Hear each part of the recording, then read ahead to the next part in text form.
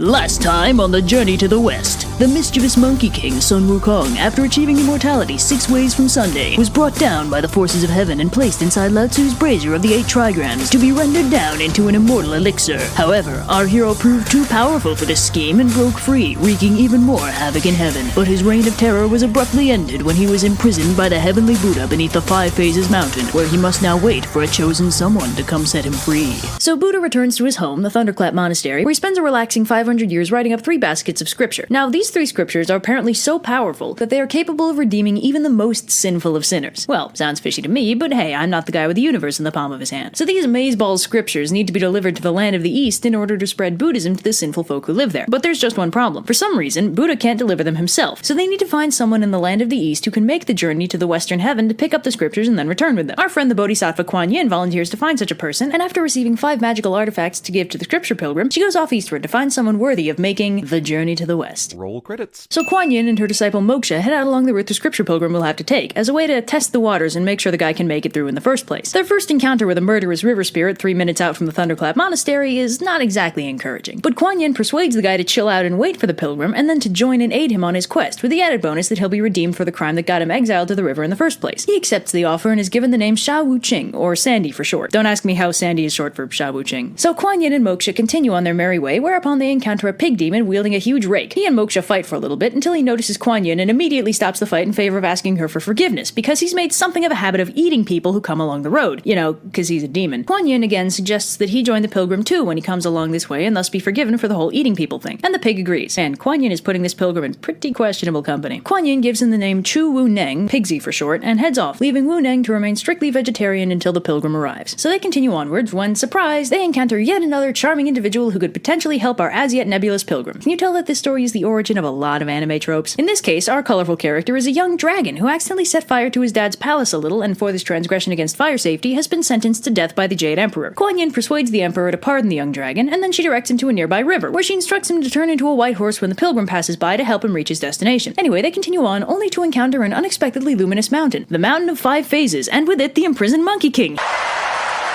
So Wukong's like, Kuan Yin, how's it going, girl? Great to see ya. It's been really lonely for the past 500 years, you know? Nobody ever comes by to visit. And Kuan Yin's like, yeah, that's great. Listen, I'm about to go find someone to make a pilgrimage for me. He'll be coming by soonish. He's gonna release you from this mountain, and then you need to help him get where he's going. You got that? And Wukong's like, 10-4, good buddy. Yep, I am just all about that virtuous mission. So Kuan Yin and Moksha arrive in the city of Chang'an and disguise themselves so as not to attract too much attention. Then they set about finding the right monk to serve as the protagonist to this little adventure. Speaking of protagonist, here's where the book veers off into a tangent to describe the ludicrously convoluted family history of this dude Xuanzang, who, in case you hadn't already guessed, is our soon-to-be protagonist. Now, Xuanzang has one of the most complicated family histories in all of epic protagonistdom. I won't recount the whole thing here because that would take all day, but basically he's the grandson of an emperor, he's been raised as a monk his whole life after being Mosesed by his mother, and he's the reincarnation of Golden Cicada, an original disciple of the Buddha and a holy being. So Xuanzang is basically the best guy ever, and a total sweetheart, despite the wacky circumstances of his birth. So long story short, 3 court officials convene to select a worthy monk for reasons completely unrelated to Kuan Yin's mission, and of course they select Xuanzang, the biggest Boy Scout in all of ancient China. Anyway, Kuan Yin catches wind of this and goes to see if he's worthy of being the scripture pilgrim. She finds her way to the court officials and gives them 2 of the various gifts the Buddha had given her to give to the pilgrim so that they might give them to the most virtuous monk they know. So Xuanzang gets a beautiful robe and a priestly staff, both courtesy of Kuan Yin, and Kuan Yin learns that Xuanzang is the best man for the job. So the Grand Mass, which is the thing that they selected Xuanzang for, happens, wherein Xuanzang has to present a memorial to the Tang Emperor. Kuan Yin takes the opportunity to steal the show by revealing herself in all her glory to the court, and officially requests to volunteer from the audience to go on the pilgrimage to go to the Western Heaven and retrieve the Tripitaka, which is the official name for the thing the Buddha made. Xuanzang obviously volunteers, just as planned, and Xuanzang is given the by-name Tripitaka and sent on his merry way with a horse and 2 attendants to help him. Don't get too attached to them, though, as the party is captured by demons almost immediately and Tripitaka's 2 attendants are killed and eaten. Great start. So the demons finish their attendant buffet and bunker down for the night, leaving poor Tripitaka to ponder his exciting future as lunch meat, when suddenly a mysterious old man appears out of nowhere and frees him, and Tripitaka's like, where the heck did you come from? And the old man's like, don't ask stupid questions, here's your horse. So Tripitaka and the old man zip out of the cave, and Tripitaka goes to thank him, only to find that he's vanished, leaving a note explaining that he was the gold star of Venus himself, providing a helpful bit of divine intervention. So Tripitaka goes on by himself for about half a day, only to discover that he really doesn't have the constitution for all this questing nonsense, and he and his horse are just about done with everything, when who should come to the rescue but a friendly boisterous hunter named Po Chin, who spooks all the beasties that were harassing Tripitaka and offers to guide him to his home. So Po Chin and his family have Tripitaka over for dinner, which is slightly awkward because Tripitaka is extremely vegetarian and Po Chin's family hunts all their food, but they handle it gracefully, and Tripitaka further endears himself to the family when he accidentally pacifies the ghost of Po Po-Chin's father, like you do, which prompts Po-Chin to offer to guide Tripitaka to the mountain on the border of the Tang Empire to ensure no further hijinks ensue. Did somebody say hijinks? So as it turns out, the mountain they get to is none other than Five Phases Mountain, where our good buddy Sun Wukong is still languishing. So Wukong's like, "Yo, kid, you that pilgrim guy? Kuan Yin said you'd be coming by to let me out." And Tripitaka's like, Awesome. How do I do that? That mountain looks kind of heavy. and Wukong's like, "You just gotta climb to the top and peel off the golden seal."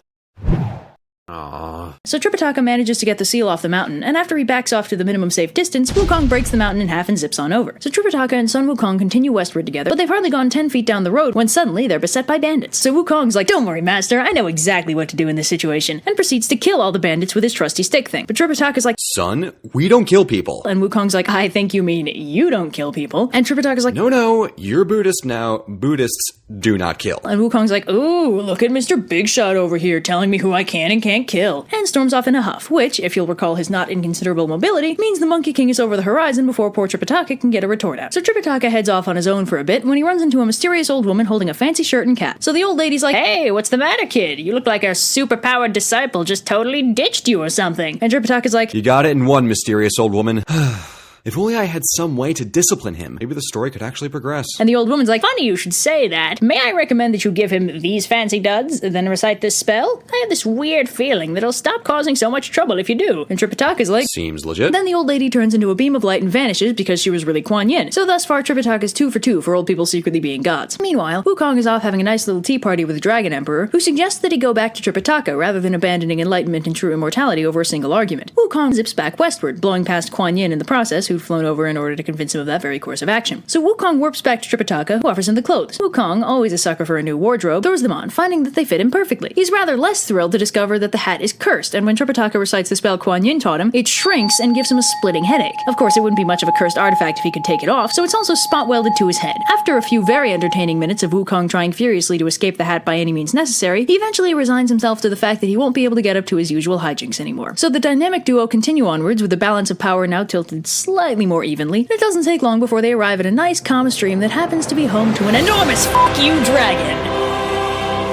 Wukong nopes the hell out of there with Tripitaka in tow, and the dragon takes the opportunity to eat Tripitaka's horse. So Tripitaka freaks out since without a ride he's stranded, but he's also too scared to let Wukong leave him alone. But a bit of timely divine intervention arrives to protect Tripitaka, leaving Monkey free to confront the dragon. So they fight it out for a bit, but the dragon's like, screw it, and dives to the river bottom and refuses to come out. Wukong does some magic shenanigans and draws the dragon out again, only for the dragon to turn into a water snake and run away. At this point, Wukong is done, but the local mountain spirits tell him that this dragon is actually under orders by Kuan Yin to help them. So one of the heavenly spirits goes and gets her, and after a brief digression where Wukong vents at her about the cursed hat thing, she draws out the dragon, and Wukong picks a fight with him, too. Look, he's had a trying day, alright? Anyway, Kuan Yin gets the dragon to turn into a horse for Tripitaka to replace the one he ate, and then, to make Wukong stop sulking, she gives him 3 get-out-of-danger-free magical leaves. So now, with the matter having been resolved to everyone's satisfaction, our dynamic trio continue westward. So anyway, they continue on and arrive at still yet another monastery, run by a sketchy old monk. Long story short, the monk lays eyes on that really fancy monk robe Tripitaka got way back when, it's called a cassock, by the way, and takes it into his head to steal it, and to that end, he decides the best way to go about it is to burn down his own monastery. Well, that's not very zen of him. So Wukong smells the smoke, weighs his options, and decides the best way to solve the situation without pissing off Tripitaka is to let the monks burn their monastery to the ground. But first he borrows a fireproof cloak from one of his heavenly buddies to make sure Tripitaka and the horse don't burn with it. Is it just me, or is Monkey on shockingly good terms with all the people he beat the hell out of in the last video? The fire eventually burns itself out, and Tripitaka finally wakes up, only for them to find out that during all the confusion, a mountain demon came by and stole the cassock. Also, the patriarch monk killed himself. So anyway, Wukong zips on over to the demon's mountain and they fight, but the demon calls a lunch break and locks himself in his mountain. So Wukong zips back to the ruined monastery for snacks, then returns to the mountain to sneak in. So Wukong disguises himself as the old monk and has a little tea party with the mountain demon, and then they fight more, but the demon runs away again, and Wukong decides to call in the cavalry. He goes to Kuan Yin, and together they figure out another way to sneak in and get the cassock back. Kuan Yin disguises herself as a Taoist friend of the demons, and Monkey King disguises himself as a present from that friend, a pill of immortality. Long story short, Wukong beats up the demon from the inside, ew. Kuan Yin retrieves the cassock, and Wukong returns it to Tripitaka, and they continue on their merry way. Will Sun Wukong learn to value friendship over his impulsive desires? Will Tripitaka succeed in his quest to the Thunderclap Monastery? Will that stupid horse